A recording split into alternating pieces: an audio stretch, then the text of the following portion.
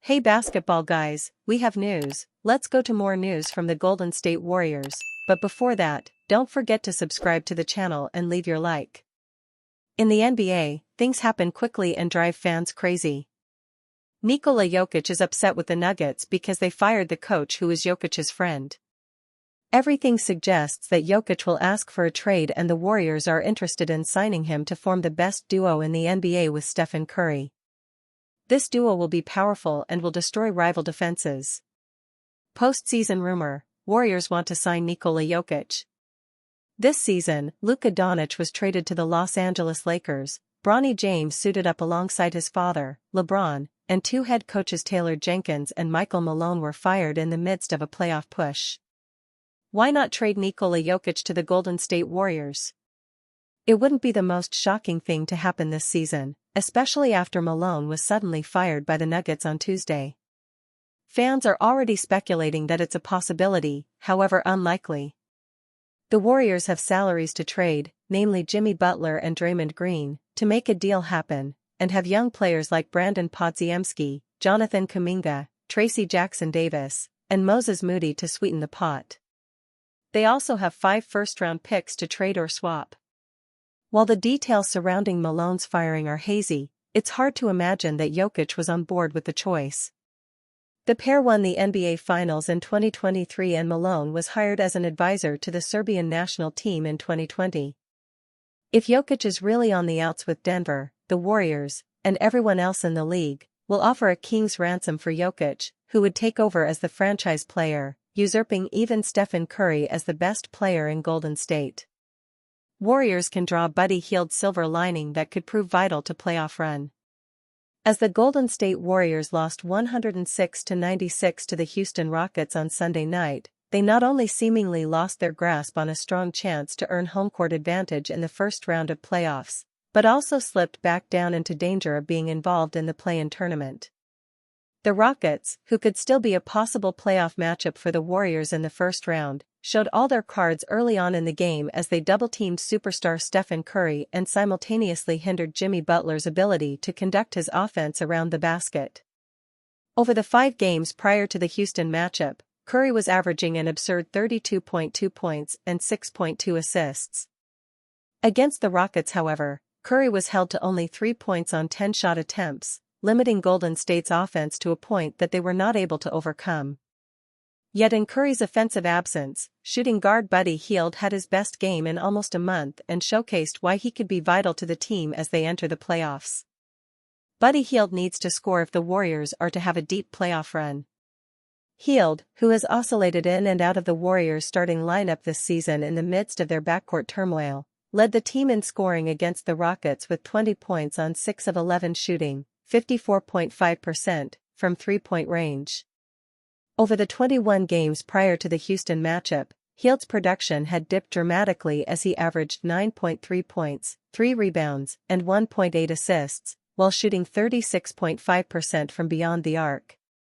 While Curry has been playing at a superstar level recently, often carrying Golden State on his back through the clutch stretches of tough games, the Rockets gave the team a preview of how tough defensive teams might approach the Warriors during the playoffs.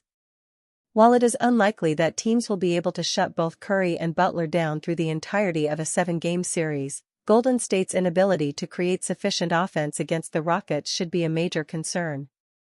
In addition to Hield, the Warriors have another shooter who has emerged back into the limelight at the perfect time: Brandon Podziemski. In his past 5 games, Podziemski has been on a tear, averaging 21.6 points, 6.6 rebounds, and 4.4 assists. The second-year guard has officially shaken off the rust on his shooting form that plagued him throughout the early portions of this season, shooting 57.5% from three-point range in this recent span. Although Podziemski and Hield's performances were not sufficient to beat the Rockets, their return to form will continue to become more and more important as teams start to game plan specifically against the Warriors and their new star duo of Curry and Butler. Steve Kerr's latest rotation move all but confirms trouble for young Warriors duo. This will frustrate some fans. The Golden State Warriors missed an opportunity to grab hold of the 4th seed in the Western Conference on Sunday, falling 106-96 to the Houston Rockets in a physical game at Chase Center. With a logjam in the standings that now sees 5 teams all with 32 losses, the playoffs have started early as the fight to avoid the dreaded play-in tournament deepens into the final days of the regular season. As a result, we're getting a clear indication of what the postseason rotation will look like from Warrior head coach Steve Kerr. Recent games, and particularly Sunday's loss to the Rockets, has provided a couple of different moves that could frustrate fans moving forward. Quinton Post and Guy Santos minutes were limited on Sunday. Impressive rookie center Quinton Post had become Golden State's #1 center over the second half of the season, but that could be on the precipice of changing on the eve of the postseason. There was always some concern on whether Kerr's trust in such an inexperienced player would extend to the highest-stake situations, and those concerns have been validated over the last 3 games. After playing less than 15 minutes against the Los Angeles Lakers and Denver Nuggets, Post saw less than 7 against the Rockets. Instead, Kerr went to the old reliable option of Kevin Looney, with the 3x champion playing over 22 minutes on Sunday after playing nearly 18 against the Nikola Jokic-led Nuggets. Perhaps part of this are the matchups of facing Jokic and another supremely talented center in Alperen Sengun, but there's also a feel that Kerr is just going back to his tried and tested veteran who holds plenty of big-game experience. The same may be said in regard to Gary Payton too, who played over 20 minutes in his second game back from a thumb injury. The veteran guard did play well with 16 points, 5 rebounds, 2 assists and 3 steals off the bench, but it did come at the expense of Guy Santos, who saw less than 4 minutes. That's the least amount of playing time the Brazilian forward has seen since February 2 in Orlando, and comes after he played crucial late minutes against the Nuggets on Friday. This is not to say that Kerr's decisions on Sunday were a mistake, but there's little doubt that some fans will be left frustrated if Post and Santos are removed from the rotation after playing such a pivotal role over the past 20 or 30 games. There's now 4 games left in the regular season where we'll find out whether Sunday was more about a specific matchup, or whether this was a sign of things to come in the postseason and truly means trouble for the young Warriors duo. Analyst makes bold statement about Warriors title chances. A lot of people had counted the Golden State Warriors out earlier in the season, but they are looking much better now and are the 6th seed in the West, having gone 7-3 in their last 10 games. Because of that, Joe Shasky told 95.7 The Game that he thinks the Warriors can go all the way this year. "I don't just believe, I know the Warriors can win a championship. I'm dead serious on this. I honestly think the Warriors are gonna win the championship," Shasky said. Sponsored content. Sponsored video by playojo.com. By playojo.com. Tuesday night featured another reminder of why the Warriors should never be written off entirely, because they made mincemeat of the Phoenix Suns, beating them 133-95. Yes, the Suns are not a good team, but the Warriors have had many wonderful performances lately, even against powerful teams. The Warriors have a plethora of experienced talent, all led by Steph Curry, who is a master of the playoffs. Plus, they are still being coached by Steve Kerr, who has also been dominant in the postseason. They have their problems and several stars who have never reached the playoffs, but the Warriors are a team that should be feared. That doesn't mean they can win another title this year, of course, because the competition in the West is stifling.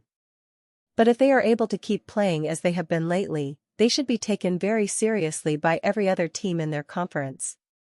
The Warriors have been called washed up and old before, and then they went on to win another championship. Will they do it again this year, and if not, do they still have a chance to earn one more championship before Curry retires? Former Warriors coach fired out of nowhere, could he return to the Bay? This shocking move could have implications for Golden State. The Denver Nuggets made a majorly shocking announcement on Tuesday, firing both their head coach Michael Malone and their general manager Calvin Booth just 3 games before the end of the regular season. The Nuggets currently sit at 47-32 and the 4th seed in the Western Conference, but they are only 1 game ahead of the 4-way traffic jam between the 5th and 8th seeds. This move was preceded by the Memphis Grizzlies' recent firing of head coach Taylor Jenkins, which, given the fact that the Nuggets are in a similar position to the Grizzlies, may have given the organization confidence in making such a move. Michael Malone firing could signify a Warriors reunion. Malone, who first came into the NBA as a coaching associate with the New York Knicks, has been on the Warriors coaching staff in the past. Following his work with the Knicks, the Cleveland Cavaliers, and the New Orleans Hornets, Golden State hired Malone as an assistant coach under Mark Jackson. The organization thought of him highly, as he helped break the team's playoff drought and was named the league's best assistant coach by a committee of general managers in 2012. While Malone would go on to accept a head coaching role with the Sacramento Kings for the 2013-14 season, it was his decade-long, championship-bearing tenure with the Nuggets that cemented him as one of the premier coaches in the NBA. Now, as the Nuggets attempt to deal with their apparent internal turmoil, with the team having lost their recent matchup against the Warriors and 5 out of their last 6 games, Malone will need to find a new job. The outcome of this year's playoffs will, in all likelihood, leave more head coaching positions vacant, especially for teams like the Sacramento Kings and Phoenix Suns. However, in the scenario that teams steer away from Malone in favor of younger or more innovative options, there is a chance that Malone could return to the Bay Area. Stephen Curry, Draymond Green, and Steve Kerr have all spoken highly of Malone's successes with the Nuggets and his time with Golden State. While Malone has a notoriously strong and abrasive personality, which likely contributed to the ending of his time in Denver, joining the staff of another storied head coach such as Kerr might be the best thing for both parties. With how wild the NBA's coaching carousel has already been this season, such a hiring would be among the least of the league's surprises.